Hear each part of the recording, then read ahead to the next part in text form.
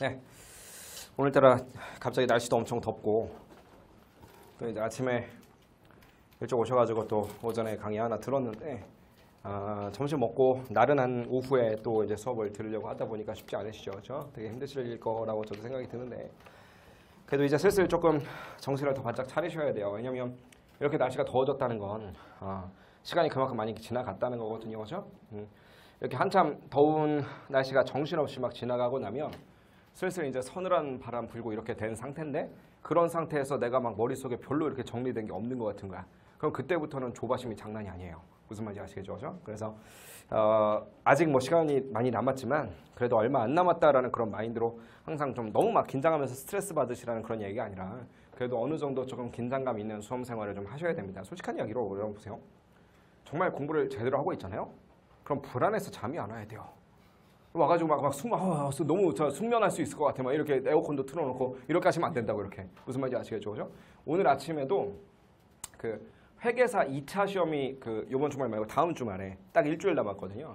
그래서 2차 이제 저랑 같이 공부했던 학생 하나가 오늘 아침에 제가 9시에 수업이 있었는데 한 8시 반쯤 되니까 아침에 일찍 와서 찾아왔더라고요. 이렇게. 그래서 고민이 있대. 그 친구 되게 잘하는 학생이거든요. 고민이 있다 그러면서 왜 그러냐 그랬더니만 되게 피곤해 보이더라고요. 요새 너무 불안해서 잠을 못 자겠대요. 당연히 불안하지. 시험이 일주일 남았으니까요. 시험이 일주일 남아서 너무 불안해가지고 자기 딴에는 일찍 자려고 누워도 도저히 잠이 안 오고 막 계속 딴 생각만 들고 그래가지고 계속 뜬 눈으로 막 뒤척거리기만 하다가 막 걸고 막 밤을 새기도 하고 막 그런데요. 이렇게. 그래서 너무 이렇게 걱정인데 어떻게 하면 좋겠느냐, 어떻게 좀 컨디션 유지를 해야 되겠는가, 뭐 이런 얘기를 좀 물어보러 왔길래 또 이런저런 얘기하고 이제 좀 보냈는데 솔직한 이야기로 되게 잘하는 학생이거든요. 너무너무 잘하고 얼마 전에 다른 학원에서 무슨 모의고사를 본다 그러길래 그 친구는 이제 제가 낸 모의고사에만 익숙해져 있잖아요. 저랑만 공부했으니까. 그래서 다른 학원 모의고사도 좀 한번 보고 와라 그랬더니 가서 보고 왔더라고. 가서 보고 왔는데 원가 한 60점 맞으면 합격하거든요. 85점 맞아 갖고 왔더라고요. 그거 되게 잘해요. 되게 잘하는 그런 학생인데도 불구하고 불안해서 잠을 못 잔다고요. 잘하는 학생들 불안해서 잠을 못 자는데 숙면하면 되겠어요? 안 되겠어요? 우리가 지금 무슨 말인지 아시겠죠? 우리는 물론 아직까지 여유는 좀 있어요. 아직까지 여유는 있지만 그래도 긴장의 끈을 좀 놓지 마시라고요. 무슨 말인지 아시겠죠? 그죠? 네. 자, 우리 28페이지 한번 가보시면 거기 밑에 이제 동그라미 5번에 원가의 분류 있습니다. 원가의 분류.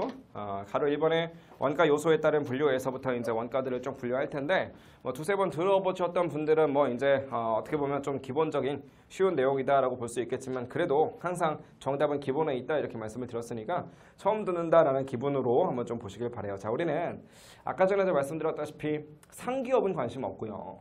제조기업에서 얘기하는 제조원가 이것만 관심 있거든요. 그렇죠? 그럼 제조기업이라면 무조건 기본적으로 무엇을 만들든 무조건 기본적으로 세 가지는 무조건 있는 거예요. 그렇죠? 그 세 가지가 뭐냐라고 한다면 읽어볼게요. 동그라미 1번에 보래요.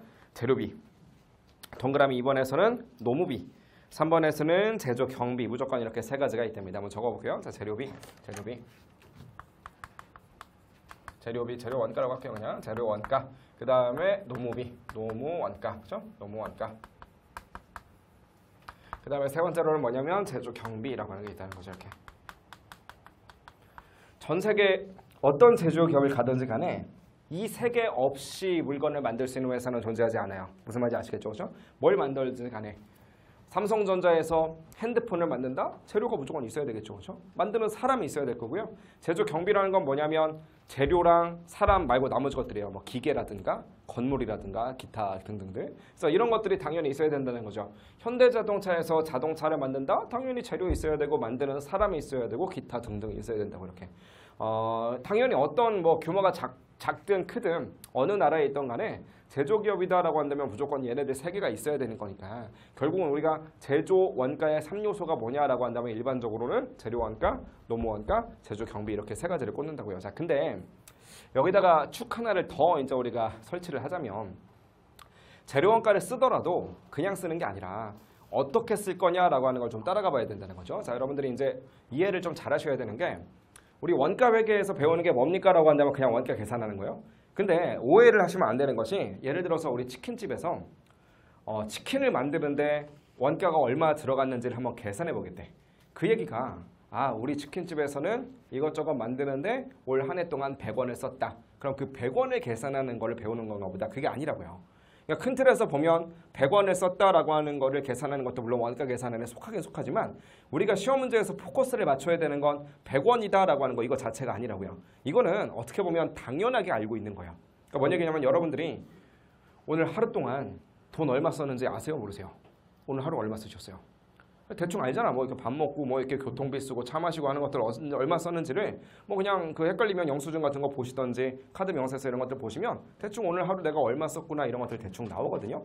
아니 일개 개인도 특정한 기간 동안 내가 얼마를 썼는지를 충분히 알 수 있는데 어떤 기업이 특정 기간 동안 비용 얼마 썼는지를 잘 모르겠대. 그런 회사는 문 닫아야죠. 무슨 말인지 아시겠죠? 그러니까 특정한 기간 동안 내가 다 해서 얼마 썼는가 이걸 알자는 게 원가 계산이 아니라고요. 그건 당연히 안다고 치고 원가를 계산한다는 건 결국 뭐냐면 우리 치킨집에서 100원을 쓰긴 썼는데 치킨집에서 100원 써가지고 만든 것이 후라이드 치킨도 만들었고요. 그 다음에 양념치킨도 만들었다는 거지. 그럼 결론적으로 양념이 얼마고 후라이드가 얼마냐? 그거 계산하는 게 바로 원가 계산이라고요. 무슨 말인지 아시겠죠? 그렇죠? 자, 우리 그 앞에 잠깐 27페이지에서부터도 원래 이제 그 다양한 용어 정리들이 돼 있긴 한데 이거는 저는 여기서 안 읽고 그냥 넘어갈 거거든요. 왜냐면 어차피 뒤에 얘기들을 좀 배우다 보면 요 얘기들이 그냥 자세하게 나올 거기 때문에 그때그때 그냥 해당되는 챕터에서 배우는 게 더 효율적이라고 봐서 여기서 몰아서 보진 않을 건데 잠깐만 하나 보자면 27페이지에서 가로 2번에 원가 대상이란 말이 있네요. 그 원가 대상 한번 읽어봅시다. 뭐라고 되어 있냐면 원가를 따로 측정하고자 하는 활동이나 항목으로서 경영자가 의사결정을 위해서 어떠한 대상들의 원가를 알고자 할 때 그 어떠한 대상을 원가 대상이라고 한대요. 말이 어렵게 써있지만 한마디로 후려쳐서 얘기하자면 원가가 얼마인지 궁금해 죽겠는 그 대상, 걔를 원가 대상이라고 한다고요. 좀 전에 제가 말씀드렸던 거에서 뭐가 원가 대상이냐면 양념치킨, 후라이드 치킨 얘들이 바로 원가 대상인 거고 그 원가 대상 각각의 원가가 얼마냐라는 걸 계산하는 것이 우리 원가 회계의 가장 주된 목표가 되겠어요. 무슨 말인지 이해되시죠? 뭐 이런 식으로 하나하나 맞춰보자면 바로 밑에 원가 집합이라는 것도 있죠. 그러니까 원가 집합이라는 건 뭐냐면 아까 말했던 그 100원이라고 100원. 다 해서 100원이라며.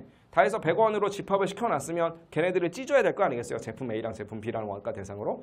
찢어주는 과정을 우리는 이제 배우게 될 거라는 거죠. 무슨 말인지 이해되시죠? 그래서 용어 정리는 이런 식으로 하나씩 하도록 할 것이고 이렇게 하나씩 일괄적으로 보는 것들은 별로 의미가 없다고요. 계속 얘기하는 거지만 여기 써있는 그 문장 그대로 시험 문제에 나오는 것도 아니니까 무슨 말인지 아시겠죠?